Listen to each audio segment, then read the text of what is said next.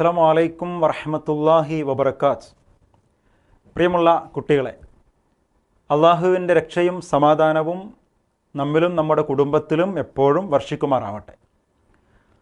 കഴിഞ്ഞ ക്ലാസ്സിൽ സൂറത്ത് ഹുജറാത്തിലെ 13-ാമത്തെ ആയത്താണ് നമ്മൾ പഠിച്ചത്. മനുഷ്യരെല്ലാവരും തുല്യരാണ്, ആർക്കും ആരെക്കാളും ശ്രേഷ്ഠതയില്ല എന്നൊക്കെ നമ്മൾ മനസ്സിലാക്കി. ഇന്ന് നമ്മൾ ആ സൂറത്തിൻ്റെ അവസാന ഭാഗം 14 മുതൽ അവസാനം വരെയുള്ള ആയത്തുകൾ ഒന്നിച്ച് നമ്മളിന്ന് പഠിക്കും. അതിനു മുമ്പ് ആയത്തുകൾ നമുക്കൊന്ന് കേൾക്കാം. അഊദു ബില്ലാഹി മിനശ് ശൈത്വാനിർ റജീം. ബിസ്മില്ലാഹ്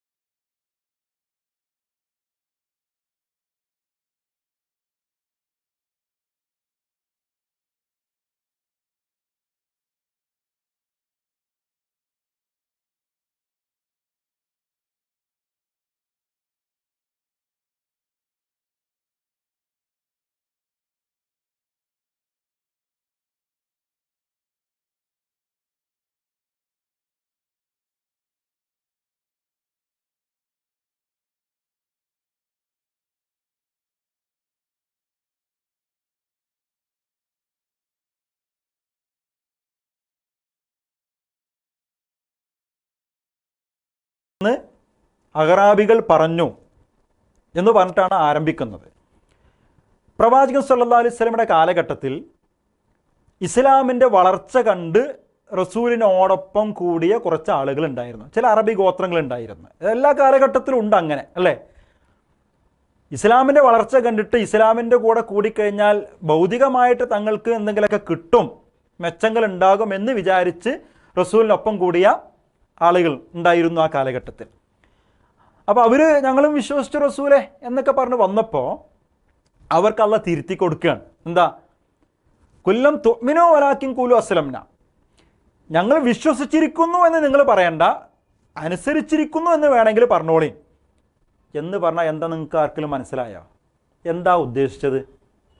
ഞങ്ങൾ വിശ്വസിച്ചിരിക്കുന്നു എന്ന് പറഞ്ഞിട്ട് റസൂലിനോടൊപ്പം നമസ്കരിക്കാനും നോമ്പെടുക്കാനും അല്ലെങ്കിൽ അതുപോലുള്ള കർമ്മങ്ങളിലൊക്കെ ഭൗതികമായിട്ട് സജീവമായി മുമ്പിൽ വന്നിട്ട് ഞങ്ങൾ വിശ്വസിച്ചു റസൂലെ എന്ന് പറഞ്ഞപ്പോൾ അള്ളാഹ് തിരുത്തി കൊടുക്കുകയാണ്. അല്ല, നിങ്ങൾ വിശ്വസിച്ചിട്ടൊന്നുമില്ല, വേണമെങ്കിൽ അനുസരിച്ചു എന്ന് പറഞ്ഞോളിയും എന്നാണ് ആ പറഞ്ഞത്. എന്താ ആ ഉദ്ദേശിച്ചത് നിങ്ങൾക്ക് ആർക്കെങ്കിലും മനസ്സിലായോ? ഇല്ലെങ്കിൽ നമുക്ക് വിശദീകരിക്കാം. എന്താ? ഈമാൻ, ഇസ്ലാം, ഈ രണ്ട് പദങ്ങൾ നമ്മൾ കേട്ടിട്ടുണ്ടാവും, അല്ലേ? ഈമാൻ എന്ന് പറഞ്ഞാൽ വിശ്വാസമാണ്, ഉള്ളിലുണ്ടാകേണ്ട വിശ്വാസം. ഇസ്ലാം എന്ന് പറഞ്ഞാൽ ആ വിശ്വാസത്തിനനുസരിച്ച് ജീവിതത്തിൽ ഉണ്ടാകേണ്ടുന്ന ഭൗതികമായ പ്രവർത്തനങ്ങളാണ്. ഇത് രണ്ടും പരസ്പരം ചേർന്ന് കിടക്കുന്നതാണ്, ഒന്നിൻ്റെ അഭാവത്തിൽ ഒന്നില്ല. ഒരാൾക്ക് ഈമാൻ മാത്രമേ ഉള്ളൂ, ഇസ്ലാം ഇല്ല. ഇനി വേറൊരാൾക്ക് ഇസ്ലാം ഉണ്ട്, ഈമാൻ ഇല്ല, അതുകൊണ്ട് വലിയ കാര്യമില്ല. രണ്ടും ഒരുപോലെ ഒരു മനുഷ്യൻ്റെ ജീവിതത്തിൽ ഉണ്ടാകണം. ഞാൻ ഉദാഹരണം പറഞ്ഞുതരാം. ഒരാൾക്ക് നല്ല വിശ്വാസം, ഈമാൻ നല്ല ആയിട്ടുണ്ട്, പരലോകത്തിൽ വിശ്വാസമുണ്ട്, നരകസ്വർഗത്തിൽ വിശ്വാസമുണ്ട്, അള്ളാഹുവിൽ വിശ്വാസമുണ്ട്, എല്ലാം ഉണ്ട്. പക്ഷെ പ്രാക്ടിക്കലായിട്ട് ജീവിതത്തിൽ അതിൻ്റെ ഒന്നുമില്ല. തോന്നിയതുപോലെ അയാൾ ജീവിക്കുന്നത്.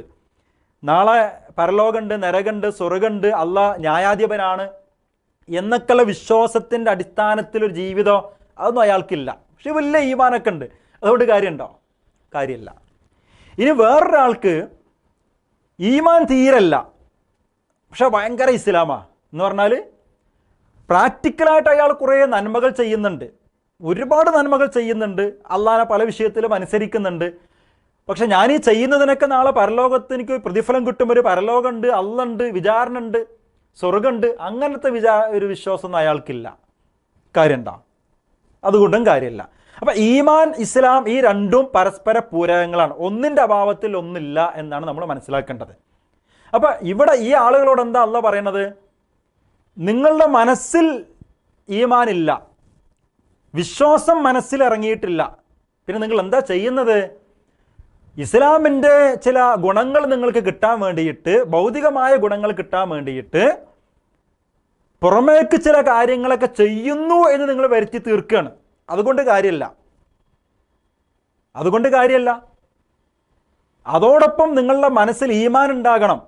ഈമാനില്ലാത്ത ഇസ്ലാം കൊണ്ടും ഇസ്ലാമില്ലാത്ത ഈമാൻ കൊണ്ടും പ്രയോജനമില്ല എന്ന് പഠിപ്പിക്കുകയാണ്. എന്നിട്ട് അള്ളാഹ് അവിടെ ബോധ്യപ്പെടുത്തുന്നത് എന്താ? വേണമെങ്കിൽ ഞങ്ങൾ അനുസരിച്ചിരിക്കുന്നു, ഞങ്ങളിങ്ങനെ എന്തൊക്കെ കാണിക്കുന്നുണ്ട് പുറമേക്ക് എന്ന് നിങ്ങൾ പറഞ്ഞോളിയും, ഈമാൻ ഉണ്ടെന്ന് നിങ്ങൾ പറയണ്ട എന്നാണ് അവിടെ അള്ളാഹ് ബോധ്യപ്പെടുത്തി കൊടുക്കുന്നത്. എന്നിട്ട് ശേഷം അള്ളാഹ് പറയാണ്, ഇനി യഥാർത്ഥത്തിൽ നിങ്ങൾ അള്ളാഹിനെയും റസൂലിനെയും അനുസരിക്കാനും വിശ്വസിക്കാനൊക്കെ നിങ്ങൾ തയ്യാറാണെങ്കിൽ നിങ്ങളുടെ കർമ്മങ്ങളിൽ ഒരു കുറവും അള്ളാഹ് വരുത്തില്ല.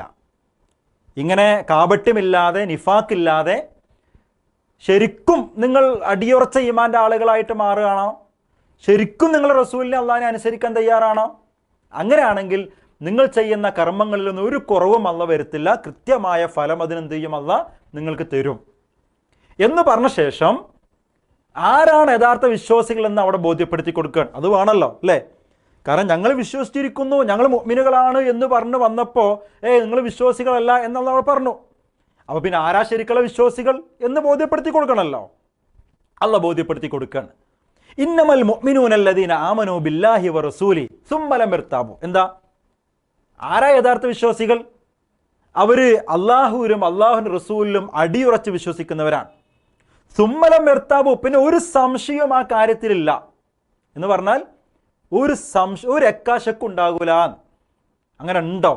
അങ്ങനെ ഇപ്പം നരകവും സ്വർഗമൊക്കെ ഉണ്ടോ? അങ്ങനെ അള്ളാഹ് ശരിക്കും ഉണ്ടോ? ഇപ്പം നബി അങ്ങനെ ഇസ്രാ മിഅ്റാജൊക്കെ പോയോ? ഇങ്ങനെയുള്ളൊരു സംശയത്തിൻ്റെ ഒരു മനസ്സല്ല അവർക്കുണ്ടാവുക. പിന്നെ അവർ അടിയുറച്ച് വിശ്വസിക്കുന്നവരാണ്. ഒരു സംശയം പിന്നെ ആ കാര്യത്തിൽ ഉണ്ടാവില്ല. പിന്നെയോ വജാഹദു ബി അംവാലിഹിം വഅൻഫുസിഹിം ഫീ സബീലില്ലാഹ്, അവരുടെ ശരീരം കൊണ്ടും സമ്പത്ത് കൊണ്ടൊക്കെ അള്ളാഹിൻ്റെ മാർഗത്തിൽ അവർ ജിഹാദ് ചെയ്യുമെന്നാണ്. എന്താ? പരിശ്രമിക്കുക എന്നാണ്. വളരെ ലളിതമായിട്ട് പറഞ്ഞാൽ നമ്മുടെ ശരീരവും നമ്മുടെ സമയവും നമ്മുടെ ആരോഗ്യവും നമ്മുടെ സമ്പത്തും ഉപയോഗിച്ച് അള്ളാഹുവിൻ്റെ മാർഗത്തിൽ ദീനിന് വേണ്ടി നന്മയ്ക്ക് വേണ്ടി പരിശ്രമിക്കുക. മനസ്സിലാകുന്നുണ്ടോ? ഇതിനാണ് ജിഹാദ് എന്ന് പറയുക. അപ്പോൾ അള്ളാഹുലും റസൂലും അടിയുറച്ച് വിശ്വസിക്കുക, അതിൽ സംശയമില്ലാതിരിക്കുക, സമ്പത്ത് കൊണ്ടും ശരീരം കൊണ്ടും അള്ളാഹിൻ്റെ മാർഗത്തിൽ പരിശ്രമങ്ങളിൽ ഏർപ്പെടുക. ഇവരാണ് സത്യവാന്മാർ, ഇവരാണ് യഥാർത്ഥ വിശ്വാസികളെന്ന് അള്ളാഹ് അവിടെ വിശദീകരിച്ച് കൊടുക്കുകയാണ്. എന്നിട്ട് ആ ഭാഗം ആ സൂറത്ത് അവസാനിക്കുന്നത് എങ്ങനെയാണ്? അള്ളാഹുവിനോടും റസൂലിനോടും ഒപ്പം കൂടിയത്, റസൂലിൻ്റെ ഒപ്പം കൂടി എന്നത് വലിയ ഔദാര്യമായിട്ട് ചില ആളുകളൊക്കെ എടുത്ത് പറഞ്ഞു. ശരിക്കും ശ്രദ്ധിക്കണം കേട്ടോ. ഞങ്ങൾ വിശ്വാസികളായി, ഞങ്ങൾ റസൂലിനൊപ്പം കൂടി എന്നുള്ളത് വലിയൊരു ഔദാര്യമായിട്ട് എടുത്തു പറഞ്ഞ ആളുകളെ തിരുത്താണല്ല. യമുന്നൂൻ അലൈക നസ്ലമു കുല്ലാ തമുന്നു അലിയ ഇസ്ലാമക്കും എന്ന് പറഞ്ഞിട്ട് അള്ളാഹ് പറയാണ്, അങ്ങനെ റസൂലിനോടൊപ്പം കൂടിയത് വലിയൊരു ഔദാര്യമായിട്ട് നിങ്ങൾ എടുത്ത് പറയുമൊന്നും വേണ്ട. നിങ്ങൾ റസൂലിനോടൊപ്പം കൂടാൻ കഴിഞ്ഞു എന്നത് അള്ളാഹ് നിങ്ങളോട് ചെയ്ത ഔദാര്യമാണ്. ശ്രദ്ധിക്കണ്ടോ? ശരിക്കും ശ്രദ്ധിക്കണം. നിങ്ങൾ മുസ്ലിങ്ങളായി എന്നുള്ളത് നിങ്ങൾ അള്ളാഹിനോട് റസൂലിനോട് ചെയ്യുന്ന ഔദാര്യമൊന്നും അല്ല. പിന്നെയോ നേരെ തിരിച്ചാ മനസ്സിലാക്കേണ്ടത്. കോടിക്കണക്കിന് ആളുകളുടെ കൂട്ടത്തിൽ നിന്ന് നിങ്ങളെ ആ ഇസ്ലാമിൻ്റെ ഭാഗമാക്കാൻ അള്ളാഹ് തിരഞ്ഞെടുത്തു എന്നത്, നിങ്ങൾക്ക് ഹിദായത്ത് കിട്ടി എന്നത് അള്ളാഹ് നിങ്ങളോട് ചെയ്യുന്ന ഔദാര്യമാണ്. ഇതങ്ങനെ മനസ്സിലാക്കേണ്ടത്.